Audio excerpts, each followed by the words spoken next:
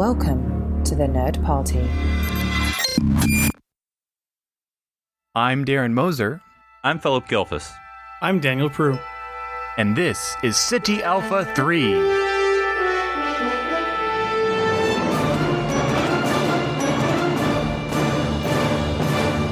Hello, everyone, and welcome to City Alpha 3, a Star Trek podcast here on the Nerd Party Network. I'm your host for this week, Daniel Prue, and joining me are my two fellow Strandees, Darren and Philip. Hey, guys, how's it going?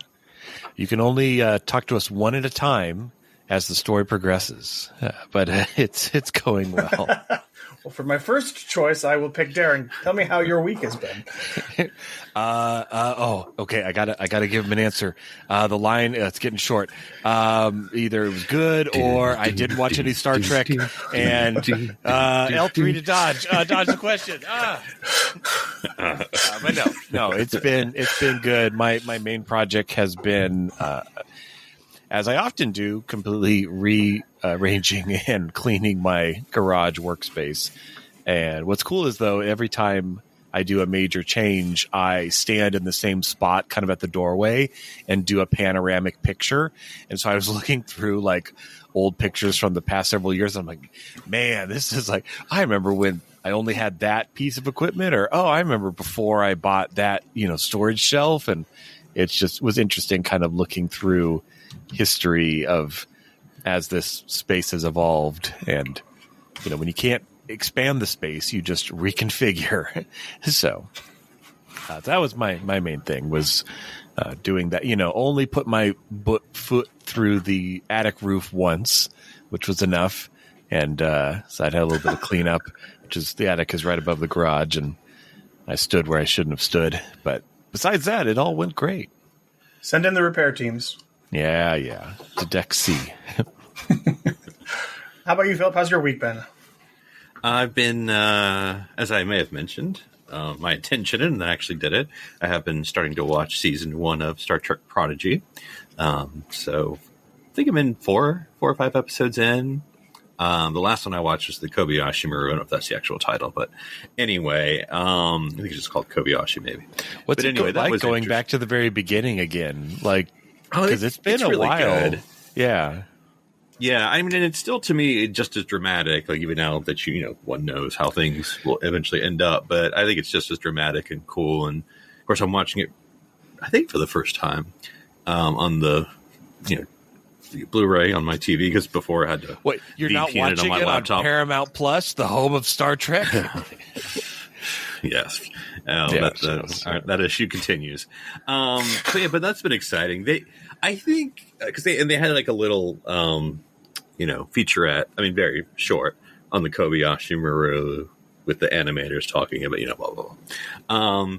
It still makes me laugh a little bit that I don't think it works as well. Like, it's like the Prodigy folks know how to do visuals. They are not sound people. It's like you couldn't have run those sound files through a filter so they all sound alike, because it's like Spock's like, sounds like 1960s sound, then sounds like 1980s sound. I'm like, you could have done Levelator or something. Like, come on, guys.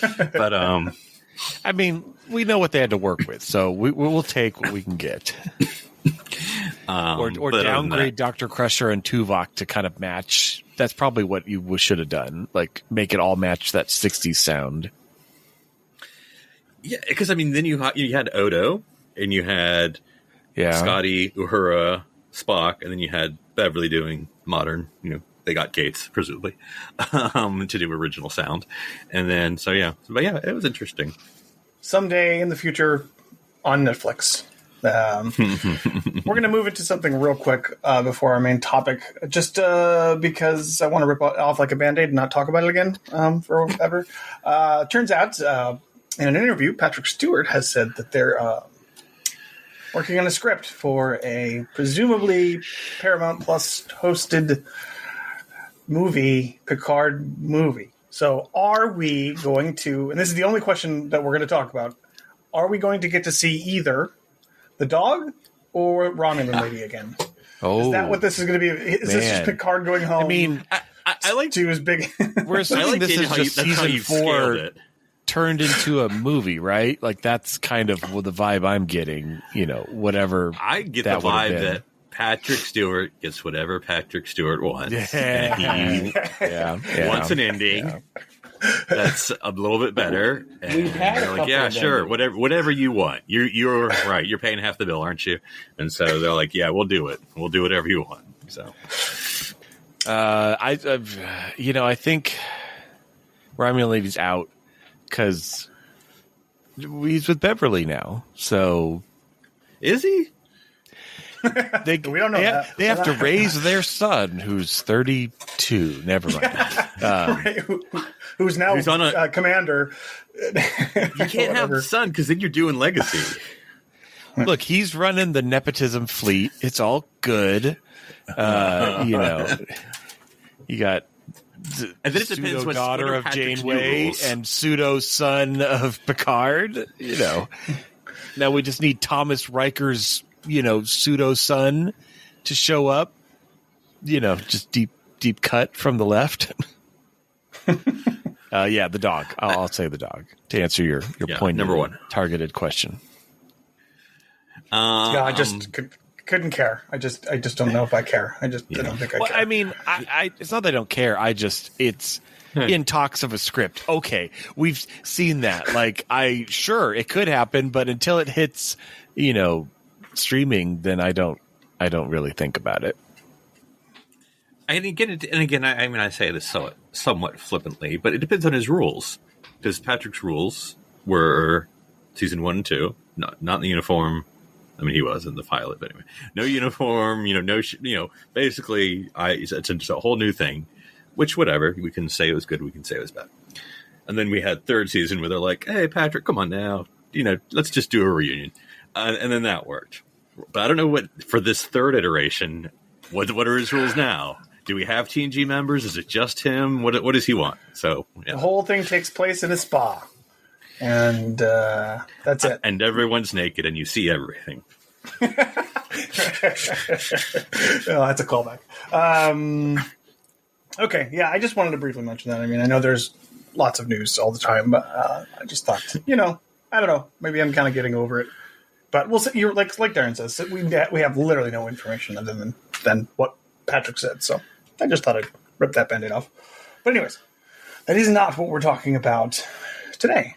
Today we are going to talk about what was once a brand new Star Trek video game. Man, why did it take us so long to talk about this, Daniel? Star Trek Prodigy, the game. Thought video game, you would have snapped this topic up right away. Yeah, okay, we all know it was me taking my sweet time. Unfortunately, Darren did not discover the run button until much, much later, so it took him a little bit of time to get it done. But I mean, he played like run 3 button. Star Wars games full way through twice, but this one took a little longer. we teased Darren. It's okay. It's actually fine because I'm going to put this right at the top that this is totally spoiler zone. Oh, So if you have not played Star Trek Resurgence, We can't and talk about Resurgence and not spoil things. Yeah. everything will be spoiled. Literally everything. So if you ever have an inkling to play the game and you don't like spoilers, do not listen. Go play the game and then pick us up later on. But full spoiler warning for anything that is in Star Trek Resurgence. So just a little bit of history here. Star Trek Resurgence released in May. By a company called Dramatic Labs. Not that long ago, Daniel. You make it sound like it was 2023. 3 years ago. Okay. It's good. Released by developed by a company called Dramatic Labs, which when the trailer first dropped for this was advertised as being led by a bunch of ex Telltale developers. And if you're familiar with Telltale's work, very famous for a lot of licensed properties, but The Walking Dead sort of shot them to the moon, which was a fantastic game. They've done stuff with like Jurassic Park and Back to the Future and Batman and Guardians of the Galaxy, Minecraft, all sorts of stuff.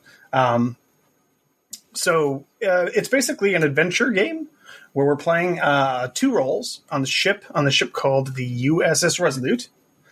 And I'm going to stop there. And I guess we'll say we'll do initial impressions and then I don't really know. I don't have a structure for this. I don't know if we want to move from character to character or from story beat to story beat. But when you first put in the game and started playing it, what were you ready for? And what do you feel like you got?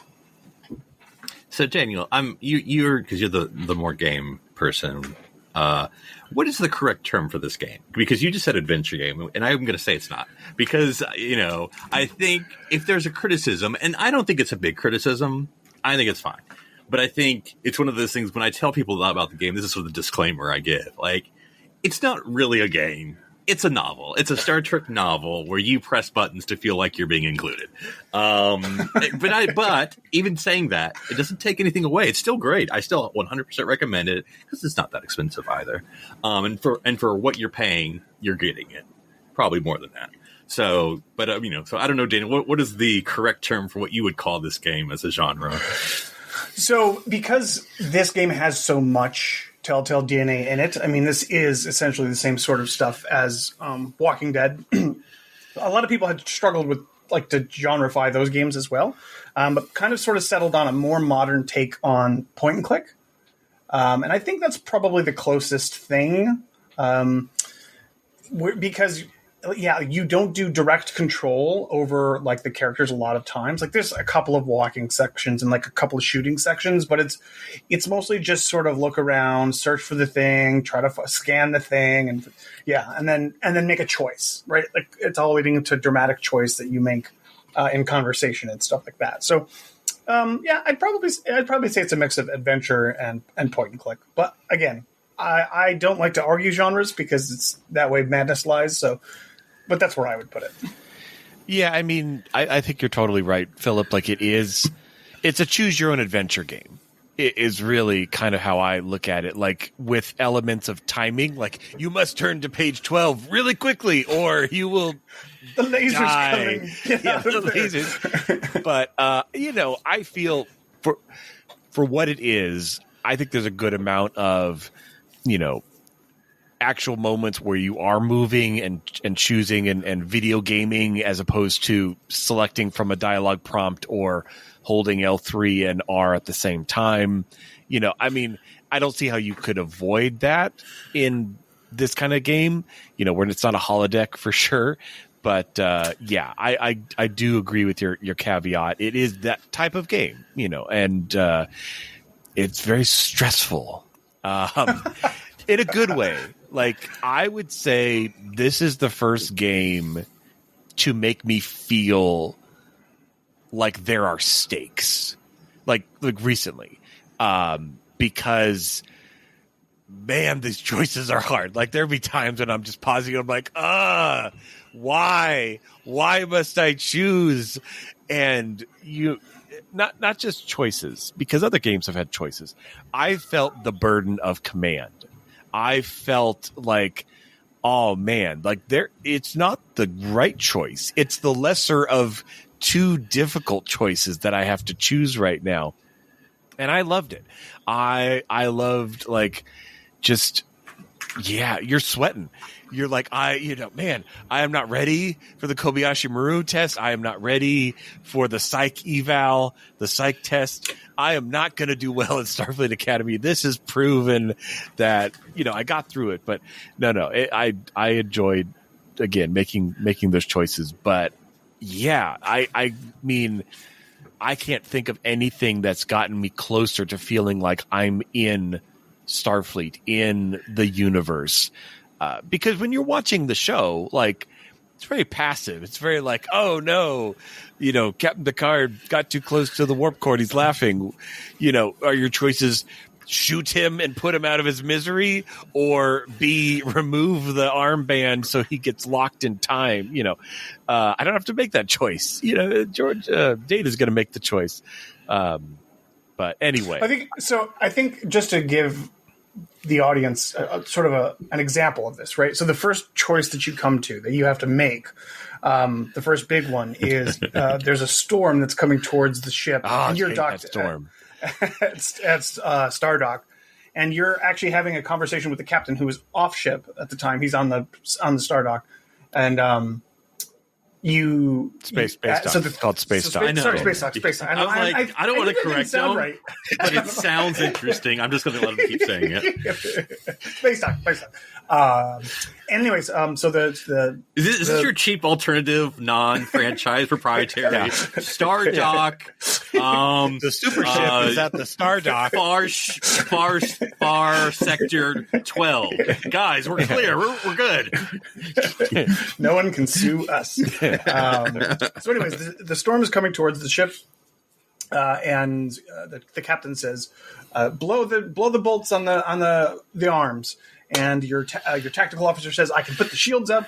And then your science officer says, let's polarize the hull. So you have to make a choice. And again, like Darren's Luckily, mentioning, you look at the number of pips, and you've been getting the same number again and again, so you know. Well, you're sort of getting the impression of the captain at that point. This is more narrative. I don't know if I want to go in this direction yet, but you are given the impression that the captain might be making reckless decisions at this point. There's some back history before we get to this point. You're right. I think this is the first real choice. But yeah, they talk about Solano. But they talk about how, he's like, I need this mission to go well. Like, he's not doing very well in his career and in his mind state, but he's also not on the ship and he doesn't have access to all the information. So you are in the right position to make the call. I made the call. I blew the bolts. I wanted Solano to like me.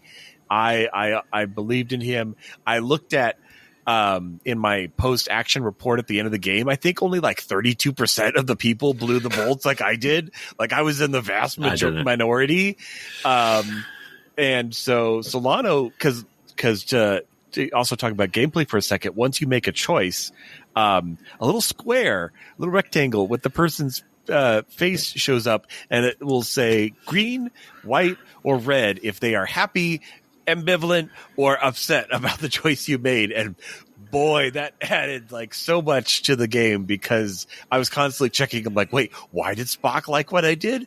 Oh, he just thought it was an okay decision to make. Okay, I can run with that. But anyway, that choice. So what did you choose, Daniel, in that? Did you agree with me, or did you just say forget Solano? So how long did you try to woo Solano before you just threw in the towel? I mean, we all know that's where it's going. So just real quick, the little face icon with the green and the red and the white is a very, very obvious holdover from this character will remember that. Like back when you used to play The Walking Dead, if you would do something, and that would let you know, I don't think I can take that back. So I liked it though. I love that mechanic. I think it worked really well because it added another aspect. It wasn't just your choice impacting the events of the game. It was your choice impacting how this person's going to act. I was like, oh, this isn't just there's the main thread of the story, but it is way more varied than I was expecting. Well, it turns out Solano. Oh, go ahead, Phil. Well, I was just going to say, and I'm not trying to steer into a different direction, so I'll just say this real quick. I do wonder, and Daniel, because I know you try to break it when you play a game. Does it matter?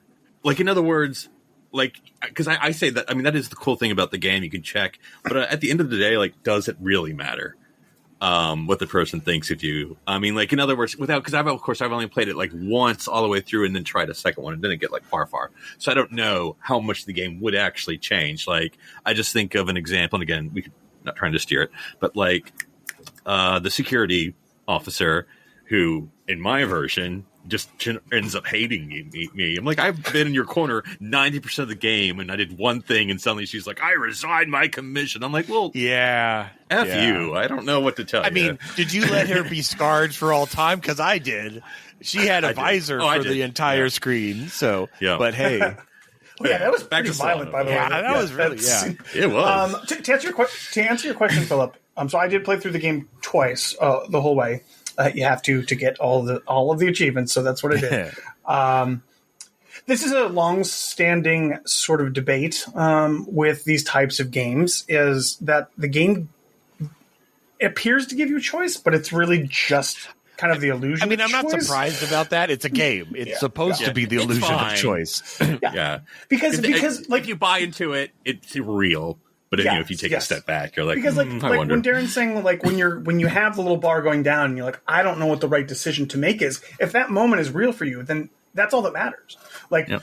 Because ultimately, sometimes depending on who you pick or whatever, somebody might die and not it won't be in the rest of the game. But really, they didn't have much of an impact on the rest of the game, anyways. That you're just missing out on a little bit of dialogue, maybe, or maybe that somebody doesn't like you for whatever reason. I will say with Captain Solano, doesn't matter that much because he doesn't make it too far.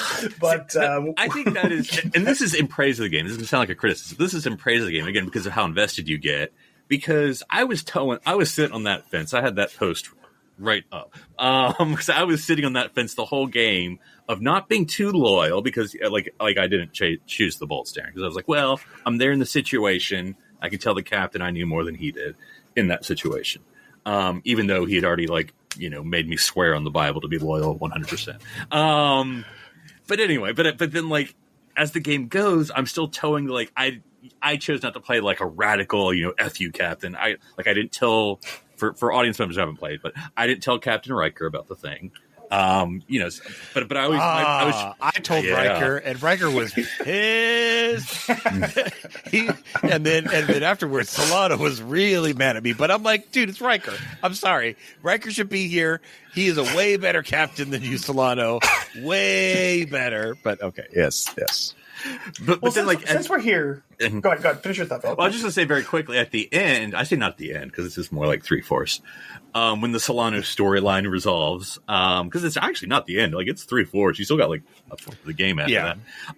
It seemed to come from left field because when that situation happened of like, Captain Solano won't take the test or whatever it was, it's been a second, or the scan, and he won't take the scan, and I'm like, dude, just take. It took 2 seconds. Take the scan. And I'm like, I'm sorry, you forced me to shoot you because you didn't take the scan. But I thought that was almost like too easy an explanation because I thought it'd be something a little more complex. I mean, like the obvious, like, he's the alien, which like when did that happen? But like, I was like, it was just he's the alien. So like, was he the alien the whole time, or because then that questions the whole thing? So is that a fixed point in time, Daniel, that Solano is an alien? I feel like I don't think the story would work without him. No, I don't know what happens if you fail that section. I think what happens is it just changes who allies with you, because if you have not been praising the security lady and like asking for her help, you have to go through the doctor. I want to say, I think is what the difference is there. The doctor, my main person, yeah. So, the Commander blue Science? shirt commander, Commander Science, yeah. Westbrook. And the mutiny happens regardless. So, I guess technically it's not a mutiny because he's not the captain. I guess you'd call it. She said he's medically unfit. It's going to be a long report, Daniel. It's going to be a long report to Starfleet. So before we move on, I just want to, because we're talking about Solano, I feel like there were no redeeming qualities of Solano. Like, I don't think he had a good heroic moment, or like he was just a bad dude. Like he made a terrible mistake and maybe he felt guilty or whatever before the game. I feel like he reminded me of some other captains, like the Potemkin captain that we saw in. Oh gosh, what's the name of that? You mean Pegasus? In the Pegasus, yeah. Sorry, Admiral. not the Potemkin, the Pegasus. He's an admiral. Quinn? Admiral Quinn, yeah, Admiral Quinn. But he Riker's old CO. You can, and also kind of like the. I want to say Exodus captain, but that's not the ship. It's in Voyager. It's the other one. Oh, Ransom. Ransom. I could see elements in Solano of he just had a really bad mission. Like he just had it, and it did not go well. He lost people. He lost the ship's confidence. Like he needs a counselor on the bridge, like right now. Or some serious downtime to like get his he should. I don't think he's a bad captain. I just think he was put back in the center chair way too fast. He was not ready for that, and but I also liked seeing a captain like that. I liked seeing a captain that wasn't super plot armor of the the hero cast and always made the right decision, which is a very Star Trek thing, which we enjoy. We like our heroes to make the right decision, but I like you, Philip. I tried to be on Solano's good side. I wanted to be, and it'd be so interesting because this really comes down to the writing team, because there'd be little things that a character would say to me, like, or like if Solano said something about loyalty or anything like that, and it'd be like that little thing would be what tipped me in my decision. Like it would come down to something that small. But at the end, I was like, dude, I don't feel bad about this, because you were just at the end, like we said, when he wouldn't take the test to test if he was, maybe if they hadn't shown the test being done, or the test took like you had to go to sick bay and do a hypo spray or something. But it was literally like the doctor had her panel right there. She could have lifted it up, hit the button, and 2 seconds later, it's like Baymax in Big Hero 6. He's like, don't scan me, scan complete. It's like, just do it. Why do we need permission from Solano to scan? So he should have just, we know why he chose not to, because he was an alien. Basically felt like Tindy in that one episode where she has to find the mysterious patient who ends up being the doctor. Right. Shooting the tricorders at people. I just a side thought, like, I love this game and these characters, but it would be really funny to see this, and not this exact story, but this type of a game with Lower Decks going fully the comedy route. Like just so the ridiculous things happen, and so it's not all this is the drama tension route. This is obviously going for that, but I think it would be hilarious to play this style of game with Lower Decks. I would eat that up. With Solano, I had two issues. One, he just made me think of J. Jonah Jameson the whole time with that mustache. He just wanted me to get pictures of Spider-Man for some reason. Get holoscans of Spider-Man. I don't care how you do. Or, what's his name? From Invincible. Same voice actor. Both played by J.K. Simmons. So, yeah, I know. Yeah. Well, because he just struck me as because they both have the mustache. Yeah, They do. Yes. So he just reminds me of Omni-Man too. But I think second of all, what you're saying, Darren, it seemed both his character, and I'd say with all the Starfleet characters, it did take me out of it, but I did find it slightly annoying that, like, this is a jerky crew. Like, they're just jerks. They are not a cool Starfleet crew. They all have chips on their shoulders. I'm like, I will correct that. Except for your other storyline. This is really just the first officer. I think as the petty officer. So the lower decks are awesome. Yeah, the upper decks are they're all jerks. Like the commander's like, why did you choose me as your first officer? Like, why get off my jock, buddy? Why do we have 5 commanders on a ship with 30 people anyways? And they had to bring in a new one, so. So just quickly, I looked it up, Darren, because you were mentioning Lower Decks. This takes place the same year that the first season of Lower Decks does. Okay. So nice. Yeah, I liked the setting, the time. It felt very TNG. It's obviously going for that. I love the Resolute. I love this, Excelsior saucer with giant stuck-on engines. But it was, a big enough ship for the story. It wasn't a galaxy or something, that would have been crazy. I like that aspect. So I think we'll Darren, talk about all those. I don't know why we're ignoring this. Darren, you love the game because the second scene was main shuttle bay. We spent a lot of time in shuttle bay. Their shuttle bay was kind of weird, though. It was like, let's just open it in the front of the saucer. I'm like, okay, I guess if you don't have a secondary hole, you just kind of stick it wherever. But that all worked. I did like when he's like coming up from. OSHA would have a field day in that shuttle bay. That's all I'm saying. Like there's there's no safety railing anywhere. Giant transporter off to the side. Yeah, it would. But it was fun. No, I loved the dual aspect of a command officer and a petty officer in engineering. I think this game would have severely been lacking if it was one or the other. I think being both was really cool, and it was just the right amount. I don't think a third like I don't even know who, like the barber. I don't know who, some unlisted person. You're a waiter played by a bully. Yeah, you switch scene to a repair drone at 10 forward. I mean, and maybe you gotta fly around. maybe if it was like an alien character, but I'm not. I don't think that would have really helped. I think the first officer is an alien character. Well, let's not forget. that's right. Non-Starfleet alien. Non-Starfleet alien. Sorry. She plays a Katarian. It's like It becomes important for plot reasons later on, but a little it's kind of bit. weird.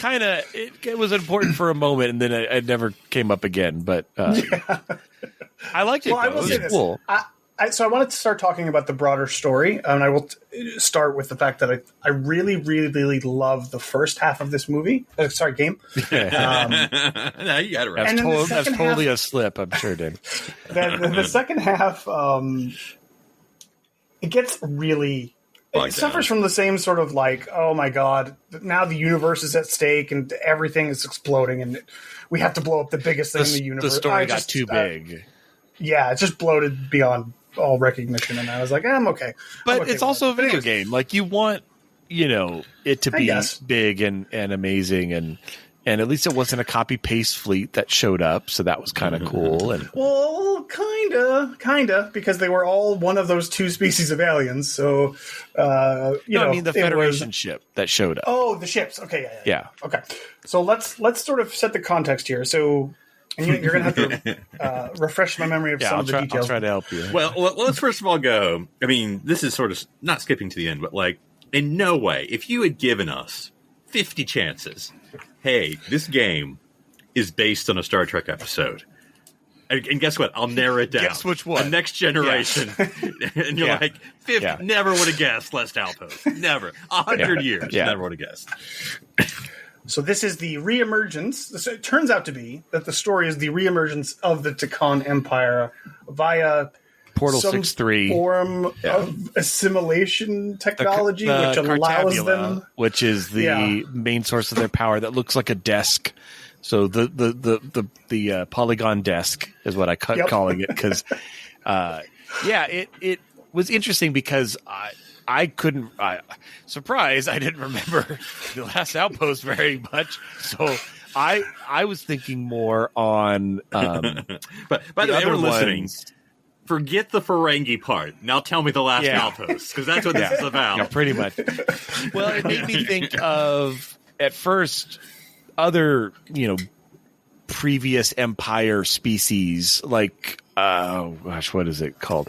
Oh, yeah. The I know. Arconians. The Arconians. That was it. I was thinking more Arconians, which I think you could have also played this as Arconian just as easily. It's just a name swap, but It would have been less obscure, that's for sure. They use a lot of Star less Trek obscure. Online, so... well, and I think they also did Arconians in a DS9 episode. Yeah. With that, so I think it was fine for them to tap into the Takan in this unused, and because they could really say whatever they wanted, and they could develop this group however they wanted. And they even brought back the same character from the episode, which Crazy. is sure okay. So He looked crazy. He looked like a David Bowie cover artist, but it's easy. You get away with that in 1987. It's a little tougher, nowadays, but that's fine. So, anyways, you're called I keep wanting to say Cerritos. The Resolute is being called by totally Ambassador different Spock, story if the Cerritos shows up for this adventure. Just say it. to go help resolve a diplomatic issue on this planet that is Twin planets, right? I thought it was one planet with two people, but It's two planets. Yeah. Okay. Yeah. Well, you only go to one of the planets, right? Yeah. No, you go to both. No, you go to both So- eventually. Because the mine Oh, that yes, you break okay, into is okay. on the other planet. I got very much Gotcha. Romulus Remus vibes from this Yeah. dual planet. Yes. Or species. the what's the Star Trek TNG season 1 drug suppliers? It's pretty much like Oh yeah. We all know. Yeah. Yeah, so one very privileged group of people, and one that the laborers, the lay folk, and the proletariat and the bourgeoisie. Yeah, pretty turns out much. all these people, one of these people, were already taken over by the Takan at this point. Oh A both and sides. they have this ability to to take over your body, but so you die essentially. You're dead. Yeah. They just use your they body take as a popsicle a shell, and they shove it in your vein, and it basically it's kind of like masks where they kind of take over the body. Okay, now here's a question for you, Daniel, because I feel like as we go through this, we have to kind of spiel off to our choices and other questions because otherwise we're never going to come back to them. Sure. Is it possible to revive a Takan infected person? Because I never. I don't think so. I don't think so. But man, they keep the hope alive because I'm like, I really don't want to kill an entire ship. Oh, is this that your just girlfriend? Got Takan. And my girlfriend, yeah. Oh, my girlfriend killed me because I didn't shoot the shot at the I end. pulled that trigger so fast. No, I didn't. Well, because at the end, I feel really bad because like 2 seconds later she just got killed. So I'm like, I could have done that and not been infected. But because at the end, all of the people, if you take the non-lethal route, all of the peoples that are still Takan are going. They're all like in captivity. Like they're all, I did that. So they can't be healed. They're not right. And I remember I can't remember which choices I'd made up to this point, but the girlfriend character looked at me because she recognized me, but she was still the Takan character. She wasn't the girlfriend. So that happened to me at the very end, except for she was dead at that point, Miranda. But I was Diaz, and I had been infected. So it was my best friend, Trill Lady, looked at me, and I had that exact same look of like, hey, but I'm not who you think I am. Like I'm another person. Yeah, that's kind of for this game. Because it's not The Walking Dead, which is depressing. I'm not saying it's a bad game, but it's depressing. But this game is kind of intense because, spoiler, I'll fight it. Oh my gosh! Your second character dies. The ending is kind of sucky. So does way. Diaz die every time? Well, he did with no. You can. Okay, I didn't die, but I got infected. The other character. Yeah. Yeah. Well, same thing, really, right? Well, technically, that is the same thing. So that character. So if you play it right, you could force Miranda to open the gateway for you. It's been so long. I'd have to look at the specifics of it. Because that was the only thing. It was good that I was infected because then I had the Takan blood and I could open up the portal or open up the gateway. But I'm assuming, if I shot her, then I wouldn't have that. So obviously, there's got to be another way to get in. No, it's the other character, the friend character. Oh, she can take it. Oh, she gets best friend character. She gets infected, or yes. So either you or her get infected. There's no way for both of you. Oh, that sucks. Yes. Well, see, I figured it was a fair trade because my decision or my first playthrough got her scarred. So. Yeah, I died. Took the scar myself. It's fair balance if I'd given her a scar and killed her. That would have just been. Okay. Yeah, so Diaz that makes sense. So somebody has to die at the end because somebody has to have the blood to be able to get through the portal. Don't worry. Now, other main choice in that part of the story, did you choose to beam up the bullets or destroy them? Because I chose to beam them up. And I felt the moment when we're driving in the little hover car and they're all like, Portal 6-3, you just have to do nothing. And he has that moment of like I'm like, oh man, if I had destroyed those bullets, I think right here he would have kicked me off of this hover car and just said, I'm not going to do anything. But because I made that choice, I felt like that was the moment that I spawned.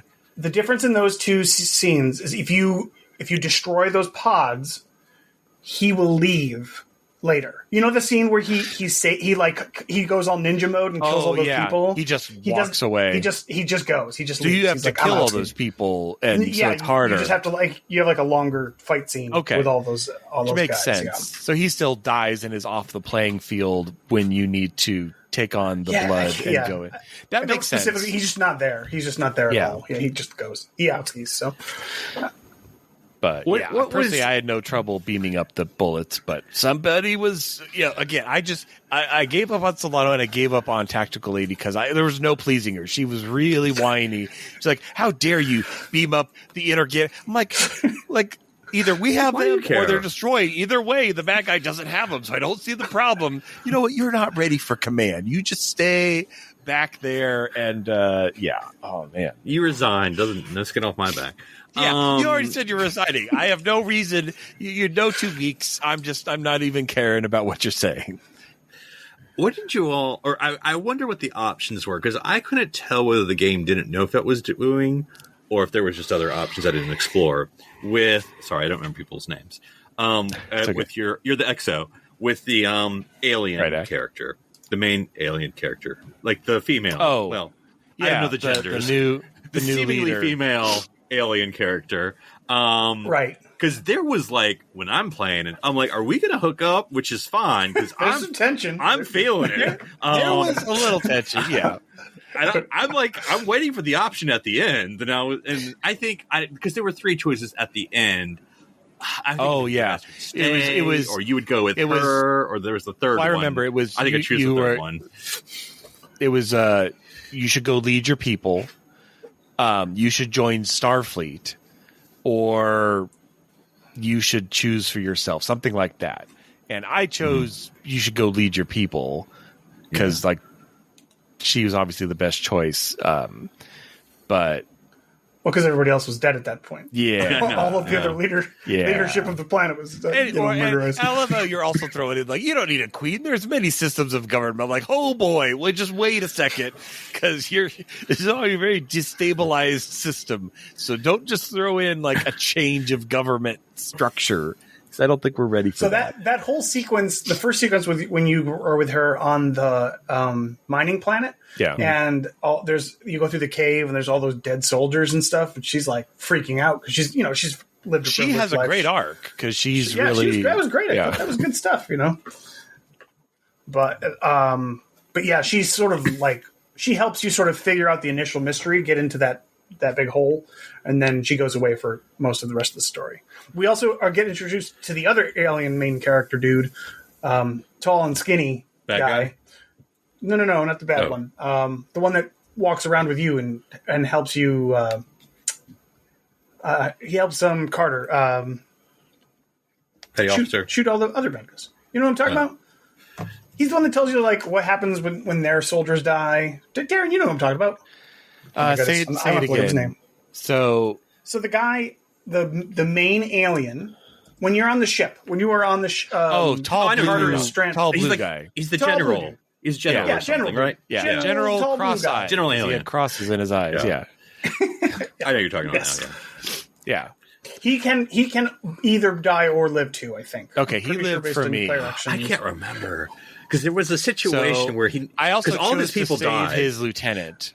I Yeah. saved his lieutenant at the very end because it gave me a second chance. Because initially I'm like, sorry, we got to seal the canister, and then she had her catch on, and it gave you another choice to pull her in. I'm like, I still don't know for 100% if we can't save these people. So okay, pull her in.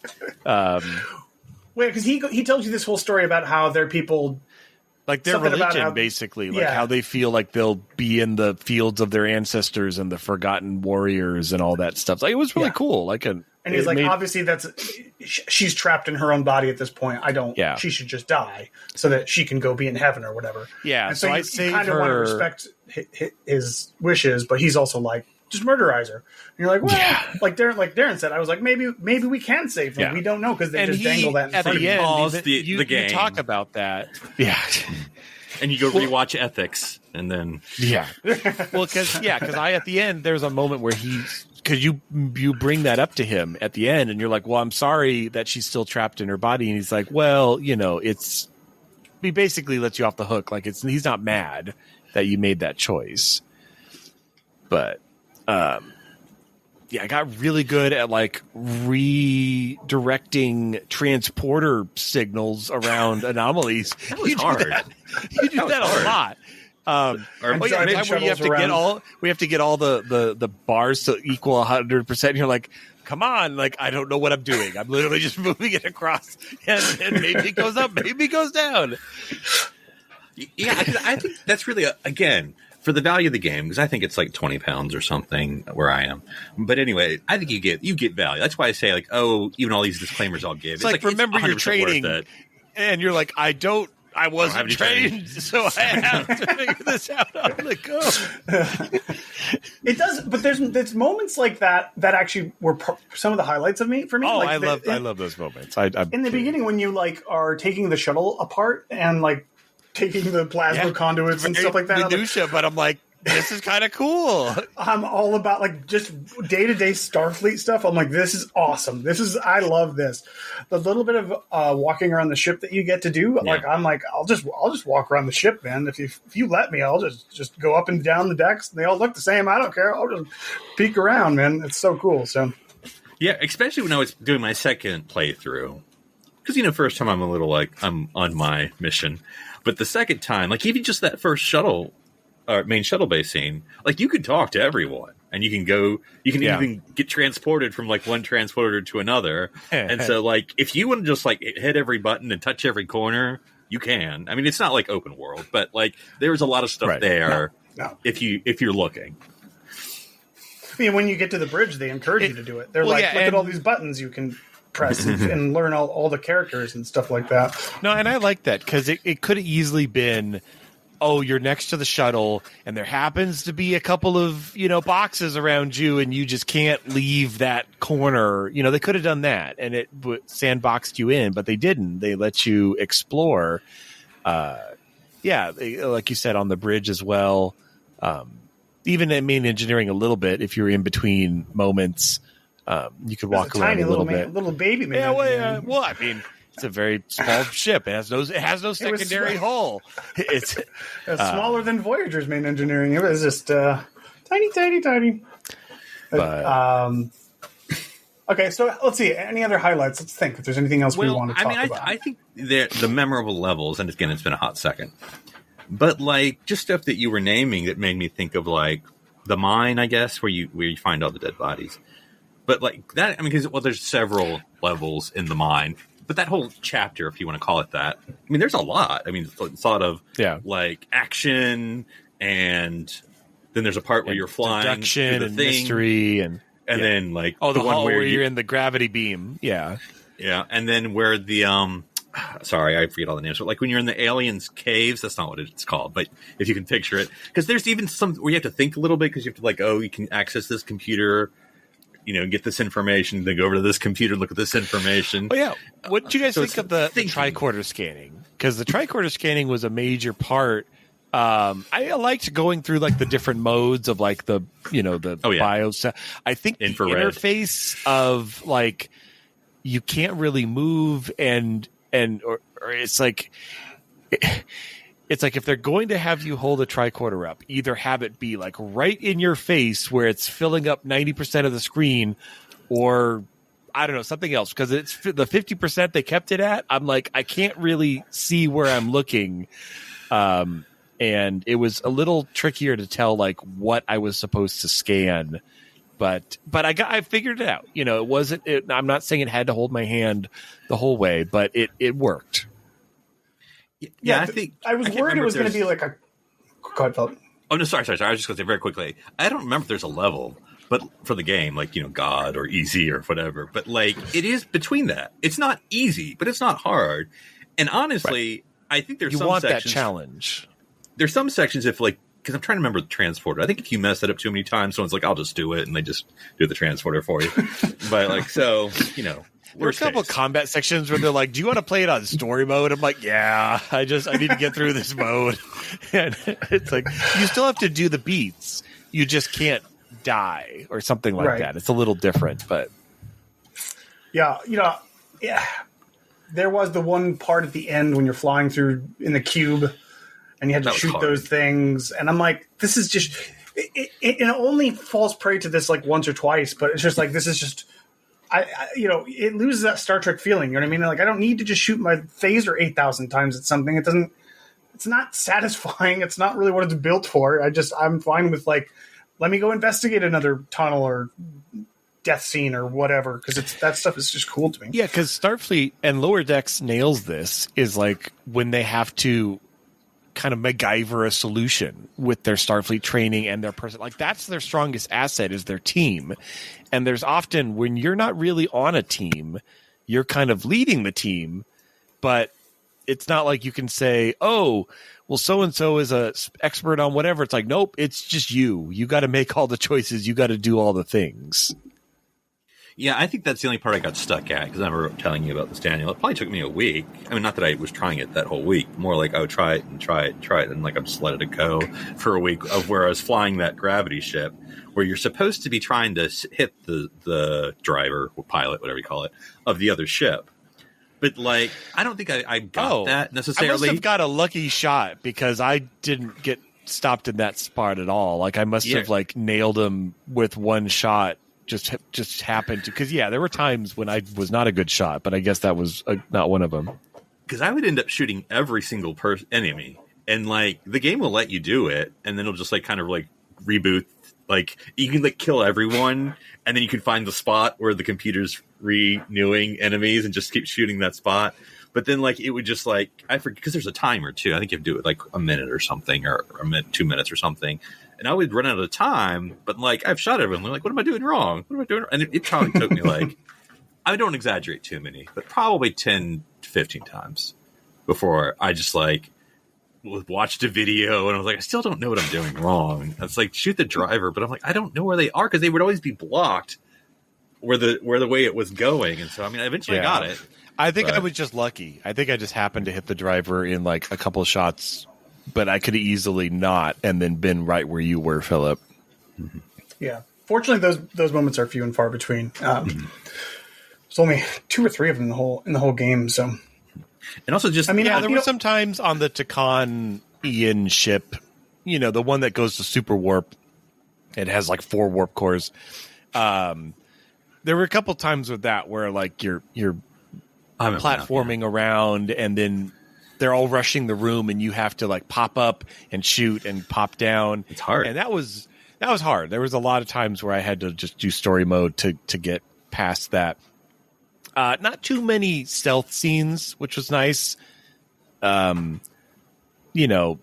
had the style of, if they kind of saw you, their alert would start to trickle up, and if you got away for 2 seconds, which doesn't make any sense because they obviously saw you, but you just didn't trigger. I guess it must have been the wind. Yeah, it's like the wind in this spaceship. But no, I mean, again, it's a game. I don't want it to be too difficult. But like even just like the whatever the setting was, the last outpost scene. Like, I mean, it looked exactly like the last outpost. I mean, when you had to first get the what's called Sentinel or whatever his name is, portal. But like that was, I mean, like you're thinking to yourself, why would I want to revisit this episode? But like you're there and it's cool as heck, Portal 6-3. Yep, on that planet again. I remember the one bridge. I remember that. Yeah, it's true. So it did feel just like that. That's where Geordi was upside down.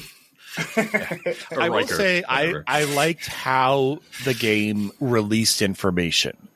Like it told the story, and I liked how my Trek knowledge, maybe that's why they picked the last outpost, because like my Trek knowledge didn't give me an advantage. It wasn't like, I mean, to kind of parallel to that RPG game we played, Philip, which I love the fact that you had our characters play a different kind of scenario in an actual Trek episode.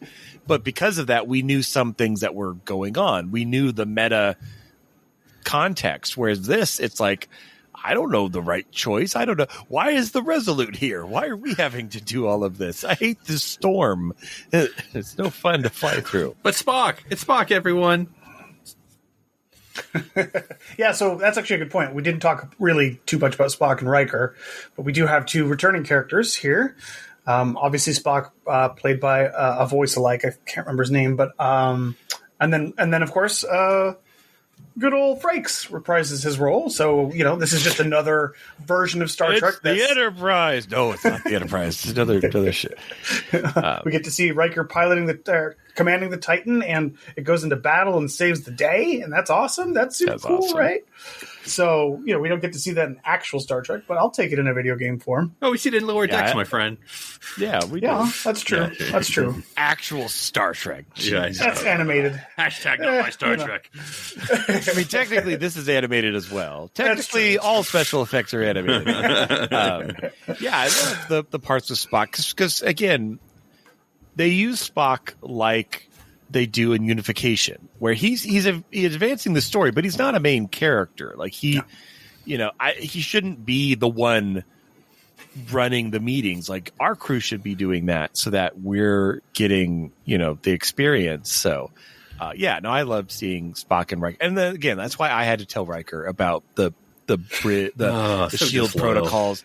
Look, he has loyalty to Riker. It's Riker to Starfleet. Jeez.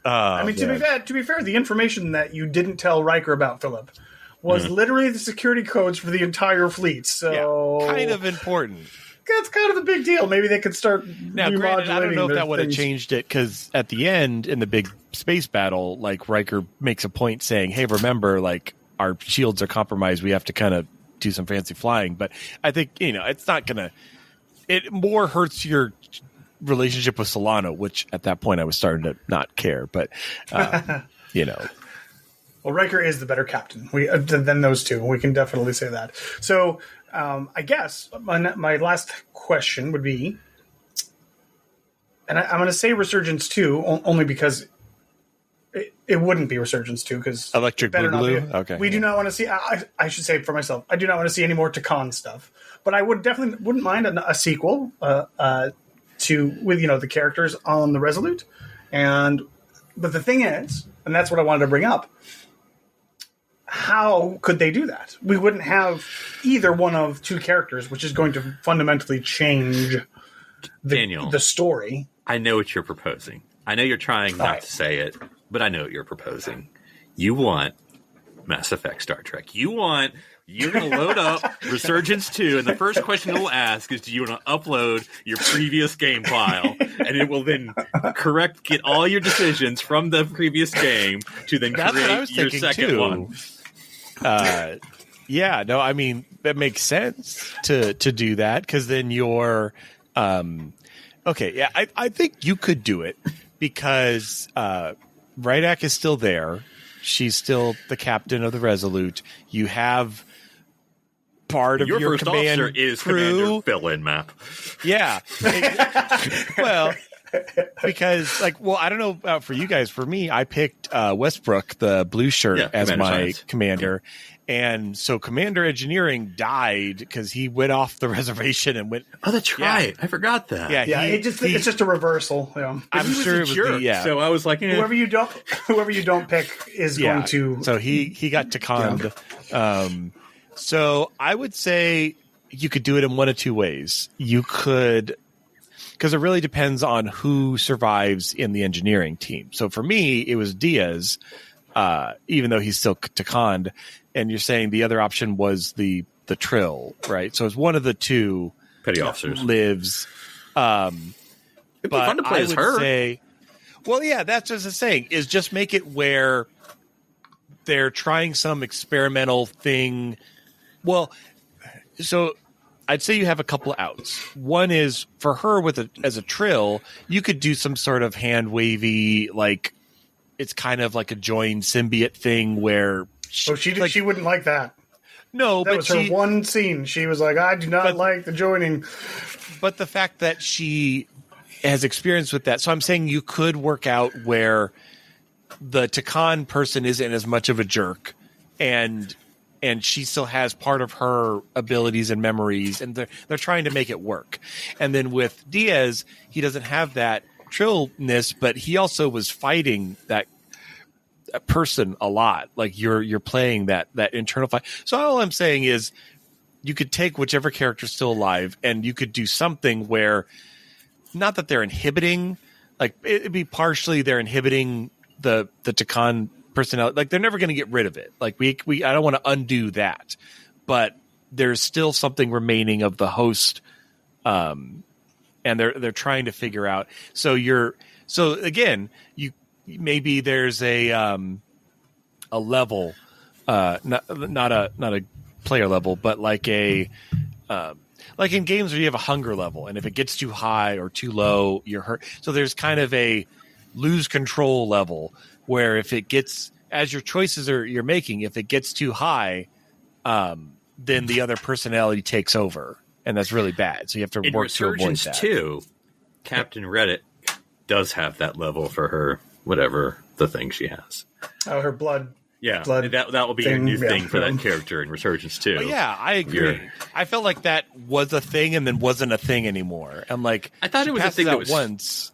Stupid, because I mean, not that it was stupid, but in as much as like, because you're introduced, you're that character. I mean, you're the character, and you're like, oh, she's really impressive. You learn that right away, pretty much.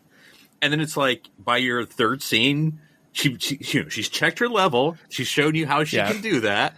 And then it's like the third scene is passes out because she forgot to check. Well, then she's an idiot. Because, I mean, that's like the number one priority is checking your level and knowing, so. You think it would buzz or something if it was too low, but so you wouldn't have to manually check it. Or do you think that the computer would keep an eye on it?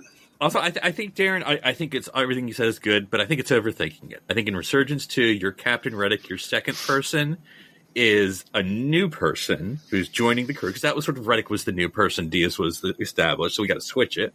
Captain Rydek is the established, and you're a new 10 forward waiter, and that is you're a civilian joining the Resolute, and you get the civilian experience of serving drinks and meeting all the crew, and then stuff goes awry.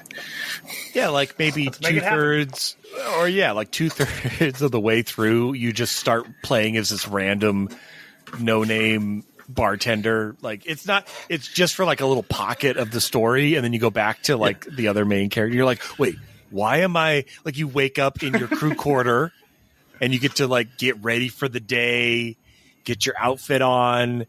Then you have a little prompt on your screen that says like, "Hey, don't forget to report to 10 forward."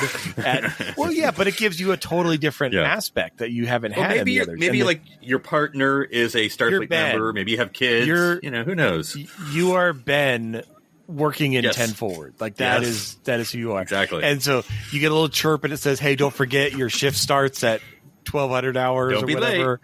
You'll be late, and then you get to walk to the turbo lift, right? Like the whole thing.